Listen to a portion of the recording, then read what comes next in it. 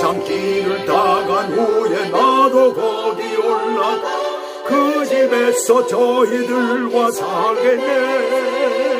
주의 얼굴 배워리 주의 얼굴 배워리 슬픔 하나도 없고 금빛 찬란한 데서 구속하신 주의 얼굴 배워리 이 세상에 머물 동안 주의 일을 힘쓰며 주의 구원함과 은총 전하고 나의 생명 마치는 날 저 모양에 올라가 주의 얼굴 그곳에서 배워리 주의 얼굴 배워리 주의 얼굴 배워리 슬픔 하나도 없고 금빛 찬란한 데서 구속하신 주의 얼굴 배워리.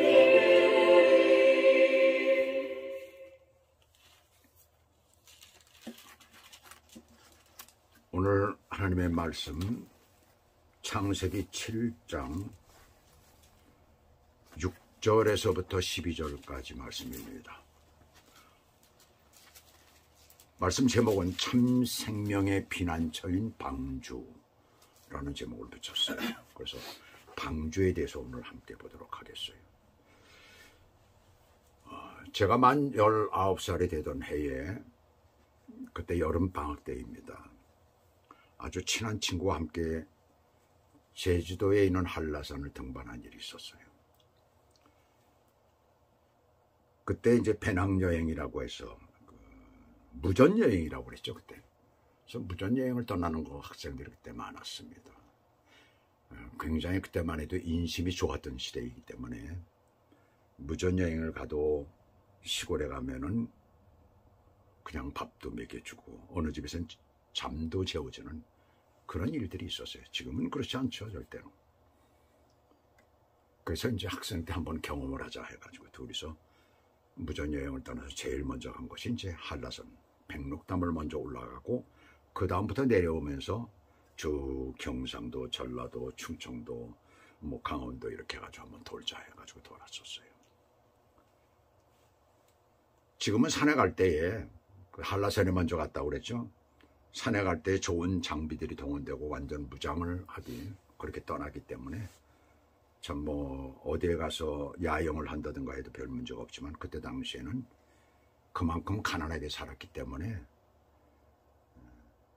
참 그런 여행을 떠날 때 제대로 된 장비를 갖추지도 못하고 그저 배낭 하나에다가 쌀하고 그 다음에 반찬거리 뭐 양파라든가 감자라든가 그것을 또 사서 배낭 속에다 집어넣었습니다. 그리고 텐트라든가 그 다음에 코펠바나는 반드시 있어야 되죠. 그런 것들하고 장비를 이제 저와 또 친구하고 아주 가득가득 채웠어요. 그 무게가 얼마나 무거운지 모릅니다.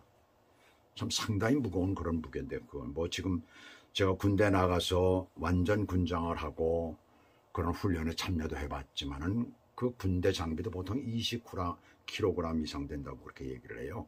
근데 그거보다 훨씬 무거웠어요. 그러니까 아마 한 30kg 이상이었을 것입니다.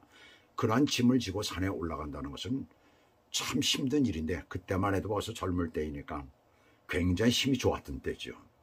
그래서 그것을 지고 둘 다 그런 무게를 지고서는 이제 한라산 꼭대기에 백록담에 올라갔어요. 지금은 이제 백록담에 물이 거의 없더라고요. 그 이후에 여러 번 올라갔었지만은 한 번도 백록담에 물이 있는 걸 제가 보지를 못했어요. 근데 그 당시만 해도 물이 많이 있었습니다. 근데 물이 굉장히 깨끗하더라고요, 보니까. 그래서 처음으로 한라산 백록담에 올라갔고 또 힘들었잖아요, 올라오면서. 그래서 기분이다 하면서 이제 엎드려가지고 물을 좀 마셨어요. 그 날씨가 조금 그때 좋지 않았습니다. 곧 비가 올 것 같았어요. 지금 같은 뭐 인터넷을 통해 가지고 아니면 핸드폰을 통하면 날씨를 볼 수가 있잖아요. 그때는 뭐 그런 것이 전혀 없었으니까 날씨가 언제 어떻게 변할지도 모르고 또 더군다나 높은 산이기 때문에 날씨는 수시로 변합니다. 그래서 얼른 내려가자. 그래서 내려갔어요. 내려가는데 거의 이제 중간쯤 갔을 무렵에 배가 아프기 시작을 하는 거예요. 그 이유가 뭔지 모르겠습니다. 저도 물을 잘못 마셔서 그런 건지 아니면 저만 그랬어요. 같이 마셨는데. 그래가지고 쉴 데가 없나 찾던 중에 마침 조금 내려가니까 대피소가 나오더라고요. 그래서 그 대피소에 들어갔더니 그 대피소 안에 누군가가 장작을 잔뜩 해놨어요. 아마 며칠은 좋게 뗄 만한 그 장작이 있더라고요. 그래서 거기서 일단 우리가 짐을 풀고 좀 쉬자. 쉬면서 가지고 간 소화제가 있어서 이제 그걸 먹었는데도 듣질 않아요. 근데 마침 어떤 지나가던 한 등산객 한 분이 내려가다가 저희를 발견하고 그리고 서로 인사를 나누고서 그 친구가 약을 주더라고요. 한약이에요. 만약에 어떤 일이 있을 때는 이 약을 좀 먹으라라고 하더라고요. 그래서 주고 간 게 있어요. 그게 이제 생각이 나서 그때 이제 그것을 꺼내가지고 이제 먹었어요. 한번 먹어보자. 한약을 먹고 그리고 나서 저는 그 자리에서 잠이 들어버렸는지 하여튼 뭐 인사불성이 돼버리고 말아서 전혀 아무것도 생각이 안 나요. 그리고선 제가 깼을 때는 친구가 그러더라고요. 이틀이 지났다라고 하면서 엄청나게 많은 비가 왔었다는 거예요. 그때 신문에 대대적으로 난 사건이 하나 있었습니다. 고려대생 10몇 명이 한라산을 등반하다가 그 비가 많이 내려가지고 죽었던 그 사건들이 있어요. 큰 사건이 하나 있었습니다. 그때에 바로 저희들은 이제 그 대피소에 있으면서 그 피를 피할 수가 있었고 저는 또 친구의 또 간호와 또한 그 장작 같다는 거 따뜻한 그 장작에 의해서 무사히 잘 지낼 수가 있었어요. 바로 대피소는 피난처가 됐었던 것입니다. 어떤 이유로 배가 아팠는지 그건 잘 모르겠어요. 그러나 그것을 피할 수 있도록 대피소가 있었고 또 친구의 그러한 도움과 지나가던 사람이 주던 그 환약 때문에 그때 별 큰 문제가 없이 잘 넘길 수가 있었어요. 지금도 저를 돌봤던 그 친구 생각이 납니다. 저에게 가장 친한 친구이고 지금도 한국에 살고 있습니다. 노아의 방주는 하나님의 심판을 피하는 피난처요 보호처가 되는 것이에요. 한마디로 참 생명의 요람인 것이지요. 그 방주가 무엇을 말하는지 오늘 함께 보도록 하겠습니다. 6절을 보시면 홍수가 땅에 처음 시작할 때의 시간을 여기서 밝히고 있어요. 성경은 어떤 중요한 사건이 있을 때는 그 장면에서 주인공이 되는 사람의 나이를 말할 때가 있습니다. 여기 보면 노아의 나이가 그때 600세라고 그랬어요. 그것은 이 사건이 역사적으로 일어난 사건임을 밝혀주고 있습니다. 우리들에게. 근데 놀라운 것은 하나님께서는 이 홍수 사건에 관한 것을 아주 오래전부터 구체적으로 계시하셨다는 것을 우리는 발견하게 돼요. 여러분 무드셀라를 아시죠? 인류 역사상 가장 오래 산 사람 몇 살이요? 969세. 외우기도 쉬워요. 969세까지 살았던 사람이에요. 그는 바로 노아의 할아버지입니다. 노아의 아버지의 이름은 뭐예요? 라멕. 카인의 후손 중에도 라멕. 그 사람은 아주 나쁜 사람이었는데 여기에 노아의 아버지는 굉장히 선한 사람이고 의로운 사람이었습니다. 자, 그런데 이 할아버지 무드셀라의 이름의 뜻은 뭐냐면 죽으면 심판. 그러니까 무드셀라가 죽으면 심판이라는 그런 뜻이에요. 근데 놀랍게도 창세기 5장 25절에서 29절과 또한 11장 10절의 내용을 보시게 되면 그걸로 인해서 그 나이를 계산해 보면 그 할아버지 무드셀라가 죽었을 때 노아의 나이가 정확하게 600세가 되는 것입니다. 노아의 할아버지 무드셀라가 죽었던 그 해에 홍수가 시작되었다는 것을 말하고 있어요. 죽으면 심판. 이게 그대로 한마디로 이 얘기는 무엇을 얘기하고 있느냐 하면은 하나님께서 일찍부터 그러니까 하나님께서 홍수 심판을 예고하시면서 120년 동안의 기간을 세워주시잖아요. 그래서 120년 동안에 노아의 가족들은 거기에 매달려서 그때는 아마 노아가 태어나지도 않았을 무렵이에요. 시간 계산을 해보니까 그렇더라고요.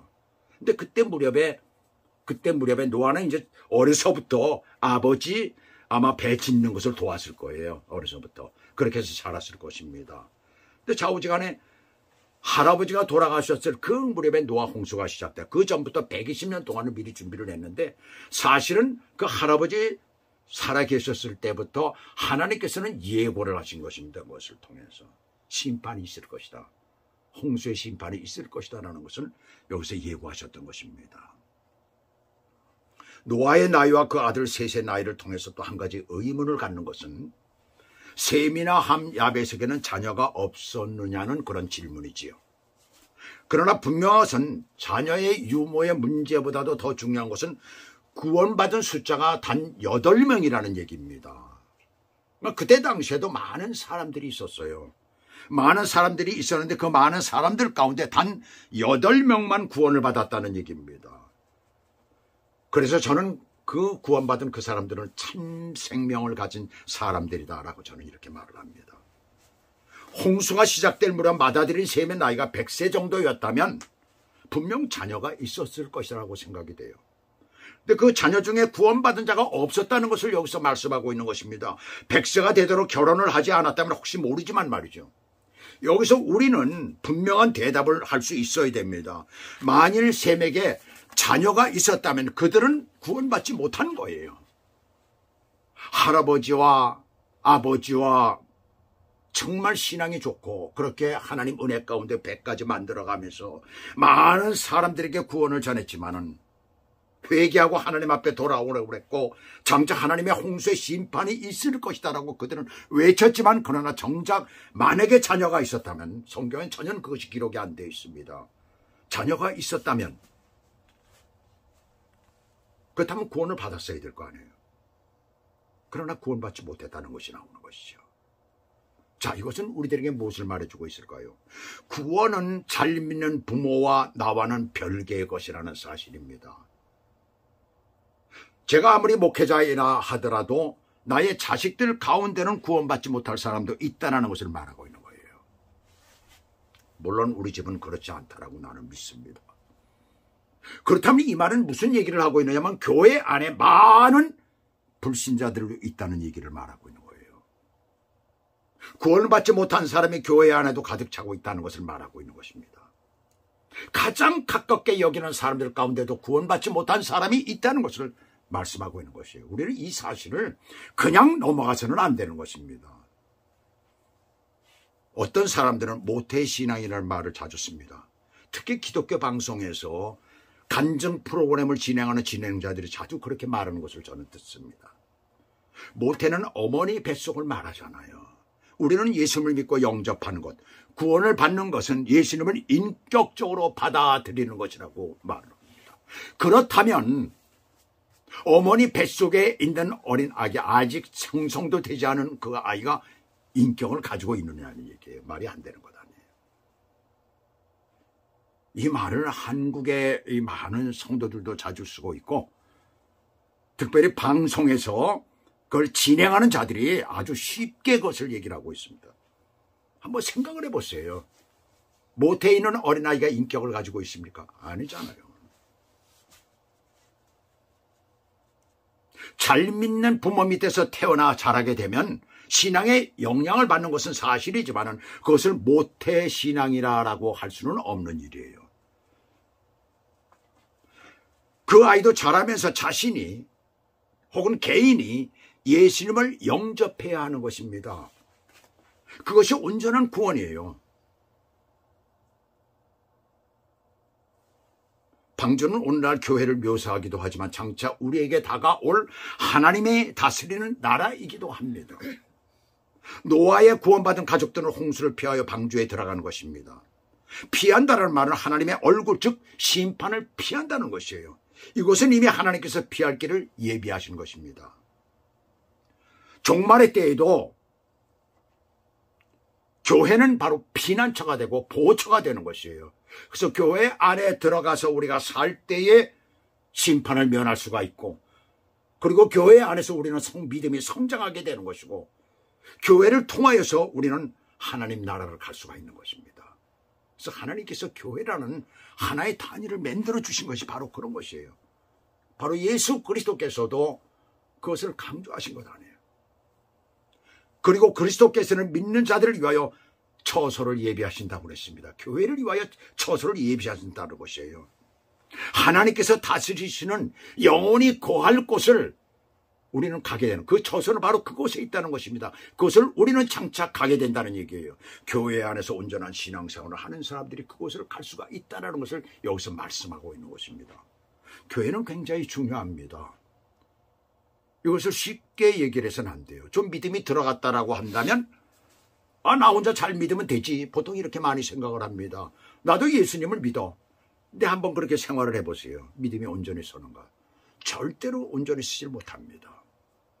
그래서 하나님께서 교회라는 것을 주신 거예요. 바로 방주를 주신 거예요.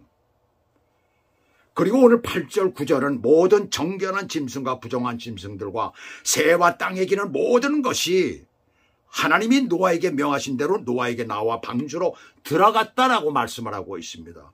노아에게 나왔다는 것은 무엇을 의미하는 것입니까? 그것은 모든 동물들이 하나씩 스스로 나와서 방주로 들어갔다는 것을 말하고 있는 거예요. 수만 개, 수십만 개 종류였을 텐데 하나씩 일일이 잡아들였다면 그것이 과연 가능했을까요? 하나님께서 스스로 오도록 하신 것이에요. 오늘날 우리에게도 마찬가지입니다. 우리에게 주의 복음을 전해야 될 그런 사명이 우리에게 누구나가 있습니다. 그러나 택하신 자로 하나님께 나아가는 자는 바로 하나님께서 하시는 일이라는 얘기입니다. 우리는 복음을 전할 뿐이에요. 그러나 그 영혼을 구원시키시고 주님의 자녀로 만들어주시는 것은 바로 주님이 하시는 일이십니다. 그 일을 주님은 지금도 완벽하게 하고 계시는 것이에요. 저와 여러분이 지금 이 자리에 와 있는 것도 바로 그렇게 해서 온 것입니다.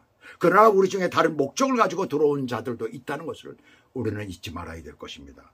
다른 목적을 가진 자들은 뭡니까? 교회를 파괴시키기 위해서 온 이단의 사상을 가진 사람들, 악한 사상을 가진 사람들, 그러니까 교회 안에 종북 세력이 있는 것 아니에요. 종북 세력은 사탄의 종들입니다. 절대로 하나님의 종이 종북 세력이 될 수가 없는 거예요. 엄청난 일들이 지금 한국에 벌어지고 있어요. 이걸 우리 성도들이 알아야 됩니다. 믿는 자들이 바로 알아야 됩니다. 사회주의, 공산주의 사상은 하나님과 배치되는 사상입니다. 인본주의는 하나님과 배치되는 사상입니다. 이 사실을 우리가 분명히 알아야 되는 거예요. 자, 그렇다면 정결한 짐승만 드리지 부정한 짐승까지 드렸을까입니다. 마치 사람들 중에 왜 악한 자들이 있을까와 같은 이유가 되는 것이죠. 그러나 다른 피조물과 인간은 근본적으로 다릅니다. 어떻게 다를까요? 인간은 회개할 수 있는 영적인 부분이 있다는 얘기, 하나님 앞에 회개하여서 다시 거듭날 수가 있다는 것입니다.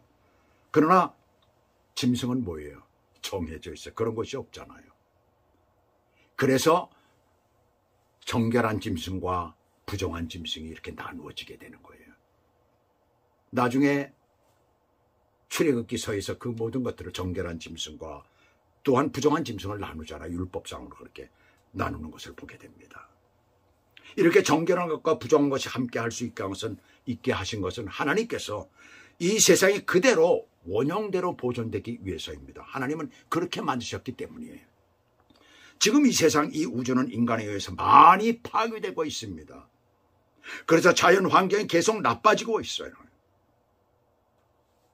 그래서 하나님께서는 그것을 원형 그대로 갖기를 원하신다는 사실이에요.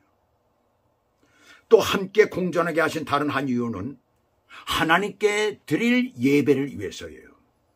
좀 엉뚱할 수가 있죠. 무슨 왜 예배를 위해서 그렇게 함께하게 하셨을까? 2절을 보시면 너는 모든 정결한 짐승은 암수 7씩, 부정한 것은 암수 2씩을 4개로 데려오며 라고 말씀했어요. 근데 9절에서는 암수 2씩 노아에게 나왔다라고 말씀합니다. 자칫 오해하기 쉬운 부분인데요. 암수 7씩이라는 말은 7쌍 14마리가 아니라 3쌍이 되는 겁니다. 3쌍에 1마리가 추가가 된 거예요. 그러면 7마리잖아요. 암수 7씩이라는 말은 7마리 전체를 얘기를 하는 거예요. 암수 섞어가지고 7마리라는 얘기입니다. 근데 왜 1마리가 남았을까요? 이것은 바로 하나님을 위해서 드리는 예배를 위해서 준비한 거예요. 제사를 드리게 하기 위한 거예요. 그래서 나중에 홍수 후에 방주에 나온 후에 노아가 그 자녀들과 함께 예배를 드리는 모습을 우리는 발견을 하게 됩니다. 하나님께 드리는 예배, 제사를 아주 중하게 여기셨던 것입니다. 그래서 구약 성경에서는 유대인들이 하나님 앞에 그렇게 제사 드리는 것을 굉장히 중하게 생각했었잖아요. 우리는 지금 뭐예요? 하나님 앞에 예배 드리는 것을 아주 귀하게 생각해야 되는 것입니다. 온 성도들이 교회 안에 모여서 함께 예배 드리는 것. 그것이 인원은 관계없어요. 2명이든 3명이든 그것이 10명이든 20명이든 100명이든 1000명이든 모여서 하나님 앞에 예배 드리는 것이 굉장히 중요한 것입니다. 그것을 우리가 알아야 돼요. 우리가 주님 앞에 온전히 예배를 드리면서 찬양을 하며 올려드리는 기도와 찬양의 소리, 하나님의 말씀을 듣는 그 순간의 그 자리가 아주 주님 앞엔 귀한 것이라는 사실이에요. 우리가 살고 있는 이 세상은 정결한 짐승들이 별로 많지가 않지요. 그래서 부정한 것들과 정결한 짐승을 따로 하나님께서 나누실 때 보면은 정결한 짐승이 굉장히 적습니다. 그래서 7쌍을 갖다 선택하신 것도 바로 그 이유 때문이에요. 우리가 지금도 그것들을 먹고 살고 있잖아요. 우리가 먹는 음식들을 한번 보세요. 돼지만 빼놓고요. 돼지고기만 빼놓고 소고기, 닭고기, 또 뭡니까? 양고기, 염소고기 다 정결한 음식들입니다. 돼지고기만은 그렇지 않아요. 그래서 이슬람 교도들을 보니까 절대로 돼지고기를 못 먹게 하더라고요. 요 카타르 요번에 월드컵 보니까 거기에 절대 돼지고기 없다는 거예요. 못하게 한다는 거예요. 이슬람 사람들은 아주 그것을 철저하게 지키죠. 그러나 우리는 우리 주 예수 그리스도로 말미암아 구원받은 우리 모든 믿음의 사람들은 어떤 음식이든지 자유롭게 먹을 수 있는 자유가 허락되었습니다. 그것이 유대인들과 다르고 이슬람 교도들과 다른 것이에요.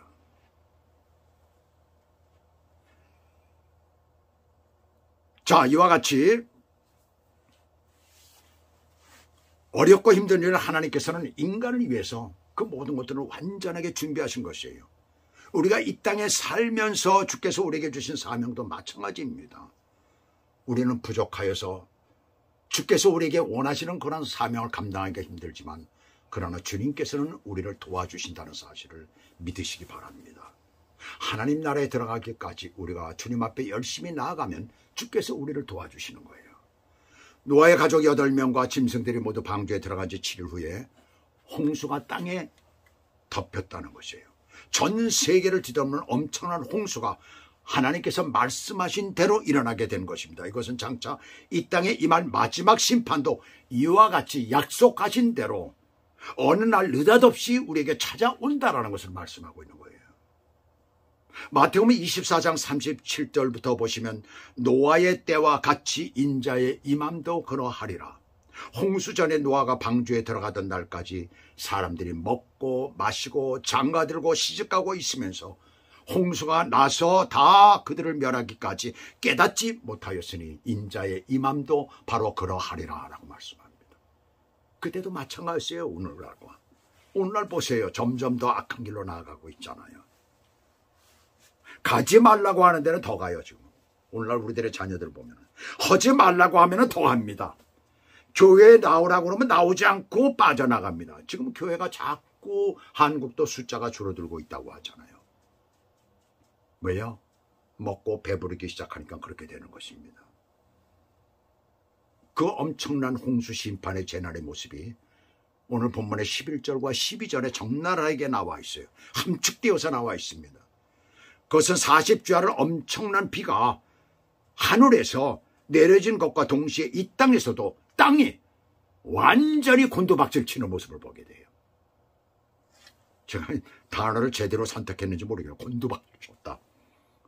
엄청난 사건이 벌어졌다는 얘기 한마디로. 그날의 큰 기쁨의 샘들이 터지며 땅에서 일어나고 있는 것을 갖다 깊은 샘들이 터졌다라고 말씀하고 있습니다.